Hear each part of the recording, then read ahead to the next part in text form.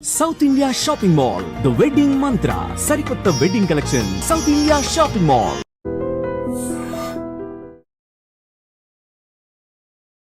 Hi hello welcome to iDream. నేను మీ కాజల్. ప్రస్తుతం మనతో పాటు certified financial planner Subhash Babu గారు ఉన్నారు. నమస్తే సార్. నమస్తే అండి.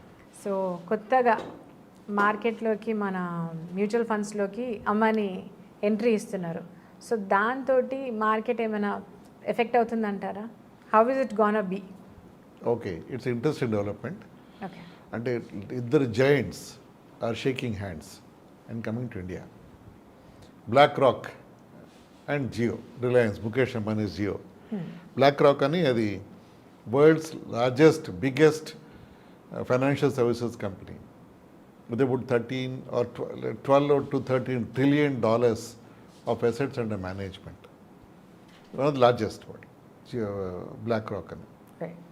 So వాళ్ళ ఆపరేషన్స్ వరల్డ్ వైడ్ ఉన్నాయి వాళ్ళవి. They are in to various financial services ఉన్నారు. వాళ్ళతో Jio as you know, Reliance, Mukesh Ambani Jio is India number 1 అని మనం చెప్పుకోవచ్చు. వాళ్ళు ఏ ఫీల్డ్ కూడా వాళ్ళు they always try to be the number 1 అని పెర్ఫార్మెన్స్ అనుకోవచ్చు వాళ్ళు. మనం దే గోట్ డీప్ పాకెట్స్. వాళ్ళ స్ట్రాటజీగా మూవ్ అవ్వడం కానీ, పాలసీని షేప్ చేయడం కానీ, వాళ్ళు ఏ ఫీల్డ్లో ఎంటర్ అయిన వాళ్ళు they try to be the best ఇండియాలో వాళ్ళు.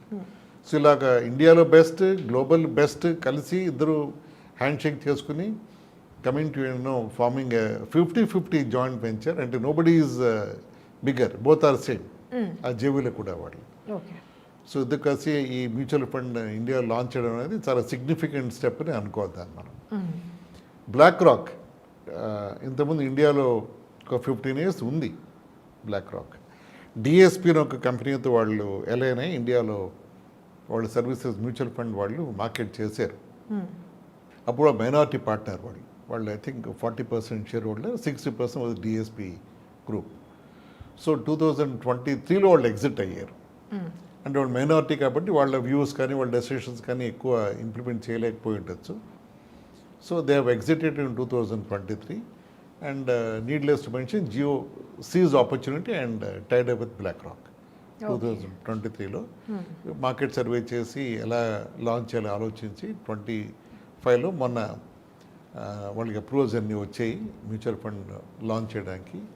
They also appointed key people in for key operations appointment కూడా జరిగాయి జియో బ్లాక్ రాక్కి. So how will it impact the industry అంటే, ఇందా నేను చెప్పినట్టు ముఖేష్ అంబానీ గ్రూప్ కానీ వీళ్ళు ఏం చేస్తే వాళ్ళు బాగా లార్జ్ స్కేల్లో వాళ్ళు they play in a very large format వాళ్ళ ఆపరేషన్స్ ఉంటాయి. కామన్ ఇన్వెస్టర్కి వాళ్ళు what they pronounced, what they said in various interactions, discussions is common ఇన్వెస్టర్కి బెనిఫిషియల్గా మేము ఉండబోతే మా ప్రోడక్ట్స్ అని వాళ్ళు అనౌన్స్ చేస్తారు వాళ్ళు. దట్ మీన్స్ చూసే వాళ్ళ డిస్ట్రిబ్యూషన్ ఛానల్స్ ఇంకా వాళ్ళు ట్రిమ్ చేసి లీన్గా చేసి ఒక యావరేజ్ ఇన్వెస్టర్కి బెనిఫిషియల్ చేసే ప్లాన్స్ ఉన్నారని అర్థమవుతోంది. How and by how they will gone to do అది needs to be seen unless they roll out their final plans. Mutual fund industry ఇండియాలో దాదాపు 70 lakh crores బిజినెస్ ఇండియాలో. Every year it's going at 15% year-on-year growth. Oh my God, huge variation. Huge.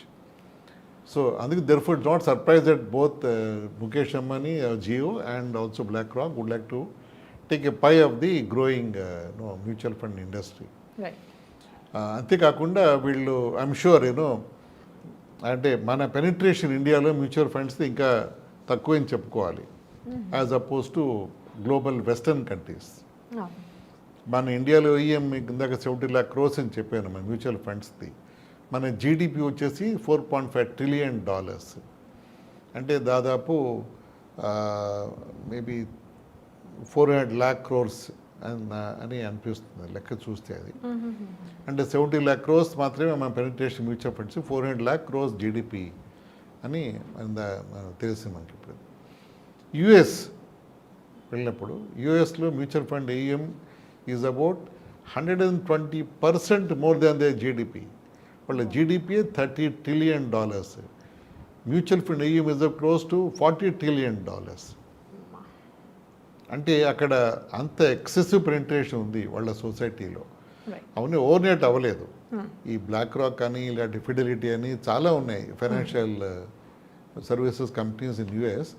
అవన్నీ 100-150 నుంచి వాళ్ళ మార్కెట్స్లో move అవుతున్నాయి అవన్నీ కూడా.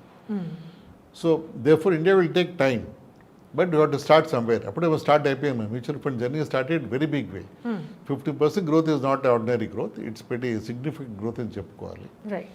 సో ఇంత గ్రోత్ ఆపర్చునిటీ దీంట్లో సెక్టర్లో ది బిగ్గెస్ట్ ప్లేయర్స్ రావడం అనేది వెరీ ఇంట్రెస్టింగ్ డెవలప్మెంట్ అని మనం చెప్పుకోవాలి నా లెక్కలో. సో ఈ టైఅప్ వల్ల గ్రోత్ అయితే డెఫినెట్గా ఉంటుంది అని చెప్తున్నారు. ఎస్ డెఫినెట్గా ఉంటుంది. సో అంటే డెవలప్మెంట్ ఉంటుంది, but which sector can we say? Mutual fund ఏ సెక్టర్ని స్పెసిఫిక్గా ఉండదు. Mutual funds operate in almost all the sectors, equity, debt, hybrid అన్ని సెక్టర్స్ వాళ్ళు ఉంటారు. వాళ్ళు to make a mark for themselves, I'm sure they will eat away smaller players. Okay. They consolidate చేస్తారు వాళ్ళు.